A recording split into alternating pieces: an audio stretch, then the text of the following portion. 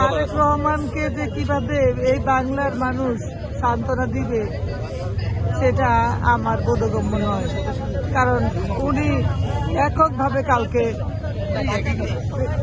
করতে পারে নাই। উনি বাংলাদেশের মাটিতে যখন আসছে তখন উনি একটা স্লোগান দিয়েছে, প্রিয় বাংলাদেশ। ওনার একক মানুষের কোনো প্রয়োজন নাই, ওনার একক দল কোনো প্রয়োজন নাই, ওনার প্রিয় বাংলাদেশ ওনার প্রয়োজন। সারা বাংলাদেশের মানুষ ওনার প্রয়োজন। সারা বাংলাদেশের মানুষ ওনাকে শ্রদ্ধা করে স্মরণ করবে ম্যাডাম খালেদা জিয়াকে, এবং বেগম খালেদা জিয়ার সন্তান তারেক রহমান একমাত্র সন্তানকে বাংলার মানুষ আঁকড়ে ধরবে। আমি মনে করি ওনাকে সবাই আঁকড়ে ধরবে এবং ধরা উচিত, কারণ উনি এমন এতিম হয়েছেন, ওনার বাবা নাই, ওনার মা নাই, ওনার একজন ভাই ছিল, ওনার ভাইও নাই। উনি যে কি হারাইছে, উনি যে কি এতিম হয়ে গেল, উনি কি যে এতিম হলেন, এটা আমরা ওনার কিভাবে ওনাকে সান্ত্বনা দিব, ওনাকে কিভাবে করবো আমরা বলতে পারবো না।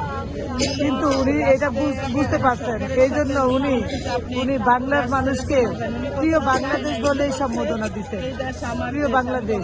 উনি কাউকে এককভাবে করে নাই, গ্রহণ করে নাই। উনি শুধু দলকে গ্রহণ করে নাই, উনি প্রিয় বাংলাদেশ, সারা বাংলাদেশের মানুষকে উনি গ্রহণ করে নিচ্ছেন একসঙ্গে।